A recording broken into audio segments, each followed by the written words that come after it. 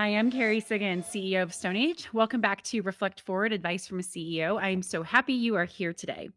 Today, I want to talk about getting good at doing hard things. How do you get good at doing hard things? Because as leaders, we always have to do hard things. We have tough decisions to make. We have difficult conversations to have. We have to set a vision, a bold vision of where our teams or companies are going. And that isn't easy.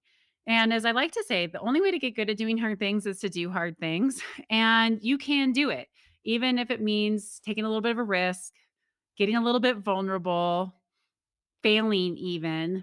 That is how we get good at doing hard things. And the better we are at doing hard things, the more resilient we'll be and the more success we'll find because the majority of people, the vast majority of people don't take risks. They don't put themselves out there to do big things, to make a big impact, to see what's possible. And so they'll never live up to the full potential that they have as leaders because they're too busy playing it safe. They want to make sure that everything is just smooth sailing. Well, if you want to be an impactful leader who really changes the lives of your employees, your customer, your industry, the world, then you've got to make bold moves. You've got to learn how to do hard things. You've got to be resilient, not just bounce back, but bounce forward when life punches you in the face. Because let's face it, life punches all of us in the face. And the way that we respond to it is what sets us apart. It's what allows us to either learn really valuable lessons that makes helps us make the changes that we need in our lives or in our teams and our companies, or we can say, "Ooh, I never am going to do that again," and become risk adverse. So, we only have one life to live. I say, in this day and age, with everything is so crazy, let's just go for it. Let's make a big impact, a positive impact. Let's bring people together. Let's do bold things. Let's be great leaders. And that means taking some risks. So I learned how to do hard things from a very young age. I've always liked to take risks, which means that I have failed a lot.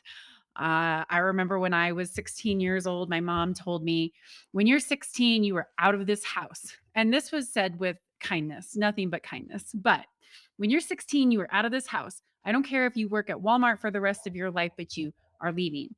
And that's because I wasn't going to school. I was getting in trouble and not making good decisions. And she was very blunt and very loving. And I am so appreciative of this conversation because it forced me to say, what do I actually want to be? How am I going to bounce back from these bad decisions that I'm making, these poor grades that I'm getting, and do something bigger?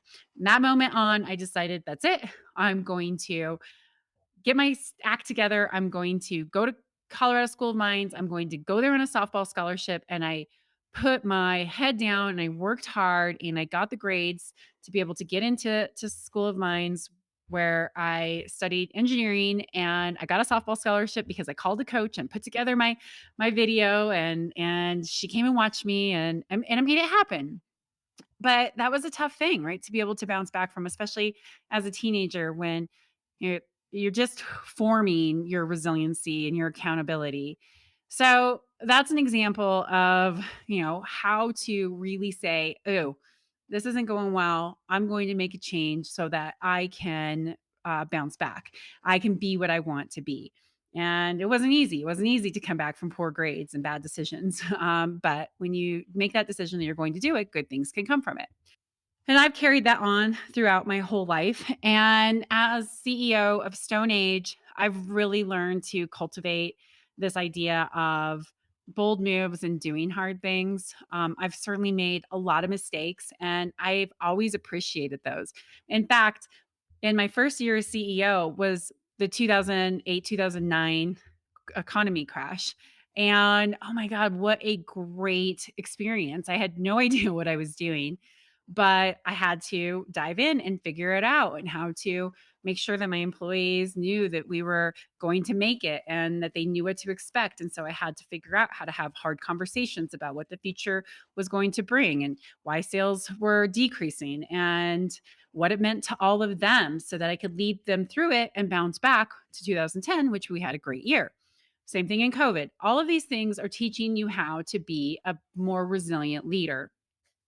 So there's a couple just personal stories that I share with you, because you will have hard times, you will have hard decisions, and you have to learn how to step into the discomfort of doing that to be a truly great leader who makes a big impact in the world. All right. So, what are my tips for getting good at doing hard things? One, you've got to have a vision and a bold vision. You have to know where you want to go. When I was 16 and I said, "That's it. I'm going to go to Colorado School of Mines." I put my head down. That was a big vision. That was a big goal. When I moved to Colorado from Austin, when my life was broken and I was a complete mess and I had no money. In fact, I had $100,000 in credit card debt. I said, I know that I need to be home. I know that I need to be in Durango to reset my life. And I'm going there no matter what. And I will figure it out when I get there. That's a bold move. That's a bold vision. I knew that's what I needed, where I needed to be. And I set the things in motion to make that happen, even though I didn't have the money to do it. Luckily, I had support and help. Not everybody has that, but you've got to have that bold vision and then you've got to put a plan into place. And that will help you ease into the discomfort of making a major life change or a really hard decision, stepping into that discomfort. So that's my first tip. The second tip is you've got to be willing to expand your competency zone. And I like this way of putting get out of your comfort zone so much better because as leaders, we do have to get outside of our comfort zone. But every time we do that, we expand our capacity to do hard things. We expand our competency in those areas where we're stretching ourselves. So, no one likes to get pushed outside their comfort zone. No one likes to push themselves outside their comfort zone. But if you flip that switch and you say, this is going to help me be more capable, more competent, this is really going to expand me because of what I'm going to learn from this, it makes it a lot easier to, I don't know, embrace the potential failures or mistakes that come with doing something when you don't know what the outcome is going to be. The third thing is if you want to get good at doing hard things, you've got to get comfortable with being transparent and being a little bit vulnerable. If we armor up, as Brene Brown so graciously puts it, we can't do hard things. If we're so worried about protecting ourselves, about protecting this image that we're trying to curate, about minimizing any chance of failure or risk, like you're not going to make an impact and you're not going to get good at doing hard things. So I highly recommend getting okay with being honest, being transparent, and being a little bit vulnerable. I remember when I was coming back to Colorado and I said, I have no idea how I'm going to make it there, but I know that I need to be there. And I am so scared. And my mom saying, it's okay. Come here. We'll figure it out. Just come home. I remember making a really tough decision and changing our business model that was going to disrupt the entire industry. And I remember going to my board of directors saying, look, here are the risks that are going to come with this. And here are the places that we're not ready. But here's why we need to do this and we need to do it now. And yeah, I have some uncertainty about it. And I mean, that's scary. But then you know what they did? They said, "Hey, all right, let's help you really strategize this out, put together mitigation plans for these areas where you're not particularly ready to change your business model, even though we understand why we need to do it now." And that helps, right? People can help you when you are truthful about what you need, what you're scared about. So don't be afraid to be transparent and to be a little bit vulnerable, to be honest about how you're feeling about things, to say, I don't know. I don't know how to do this. That will help you get good at doing hard things because it's hard to do that. It's hard to say those things with vulnerability. We're always afraid that we're going to be judged somehow. The fourth thing is step into the discomfort of having really difficult conversations or making tough decisions, right? You have to prepare yourself for steely decisions. So recently, I had to have a really tough conversation that was hinging upon a big decision. And it was very uncomfortable to have this hard conversation, but I knew if I didn't have it, that the outcome wouldn't be positive, that we wouldn't be able to move forward in the way that I knew we needed to move forward and to keep our vision going forward as a company. And so I anticipated how difficult this conversation was going to be. And I built it up in my head. And then I practiced what I was going to say. And I came up with compromises that I could make. And when I went into it, I was nervous and I had to take a deep breath. And I just said, okay, something really good is going to come from this conversation and from this hard decision, even though it's really uncomfortable to have. And an hour later, when the conversation was done, it was transformative. Transformative. My vulnerability and willingness to step into a very difficult conversation opened up the people who I was talking to do the same. Or we could say, hey, look, we're coming at this from different directions and different points of view.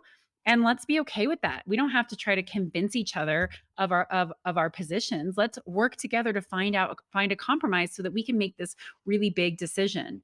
And so that takes practice and that takes time. And the only way to get good at having hard conversations is to have hard conversations, to plan for those hard conversations, to write down what you want to say, to think through all the different possible ways the conversation could go or the decision could possibly turn out, and prepare yourself for that difficulty so that when you do lean into it, you're prepared, but you're handling it. And then finally, the most important thing, own your mistakes. Say, I'm sorry, I screwed up. Be willing to admit when you're wrong. That is hard, especially as a leader. Like, we are supposed to know everything, right? Have all the answers. Well, there is no way that that could possibly be true. But the expectations that as leaders, we have all the answers or that we don't make mistakes is false. And when we do, if we don't admit it, then we tell our team, hey, you don't need to be accountable either. And so we've got to role model this and we've got to be willing to say, I made a mistake. I don't know. I screwed up. I am really sorry. And that's hard. It's hard for everybody to do. But the only way that you get good at apologizing is to do it. The only way that you get good at admitting you make mistakes is to admit you make a mistake. And I promise you, even if it's really uncomfortable at the beginning, you're going to feel so much better about yourself when you do because you own it. And that's what everybody wants is for you as a leader to own it, for you as a human being to just own it. Nobody is perfect. We all make mistakes. It's so much better to just say, yeah, this is me. I screwed up. Here's what I'm going to do to fix it. And that is another way to get good at doing hard things. So hopefully those tips help you and inspire you to take that risk, to make a bold move, to admit when you're wrong, to be a little bit vulnerable, to make a big change in your life. The world needs you to show up as your whole self, your bold self, your authentic self, your leadership self. And you've got to get good at doing hard things. You've got to get more comfortable with doing hard things. And the only way to do it is to just jump in there and do it. Okay, on to my question of the week. So, my question of the week came from somebody on LinkedIn saying, Carrie, how do you delegate? I've tried delegating and I've failed at it. I feel like I try to control things too much and then I feel like I need to take it back. How do you delegate properly?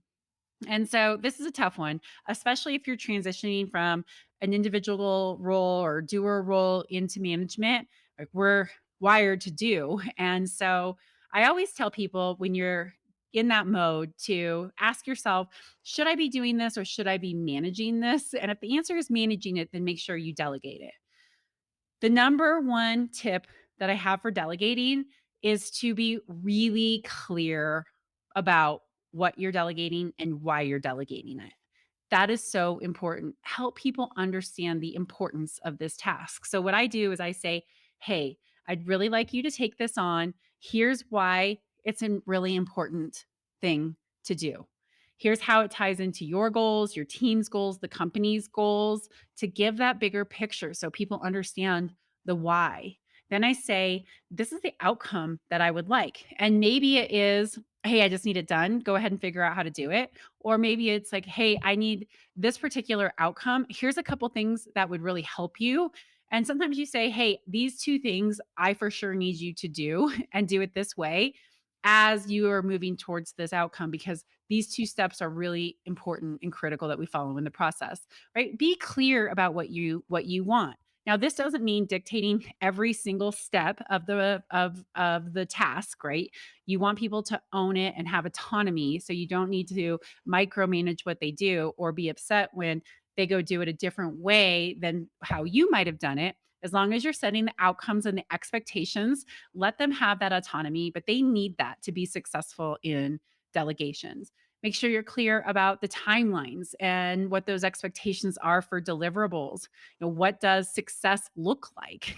This is how you're going to hit a home run, and this is how the project would fall apart, or the task might be done poorly. So paint the picture of success for people so they really understand it. And then finally, this is where so many people go wrong: follow up. Let your employees know, I'm going to follow up in a week. I'm going to check in on you to see how you're doing. If you're struggling before then, come and see me. I will help you. I want you to keep on track, but I'm going to check up regularly just to make sure that you have everything that you need so that you can be successful, and then keep that commitment. Do follow up. Don't just let it go. Especially when you're just learning how to delegate, or you're delegating to a person on your team who you haven't delegated before.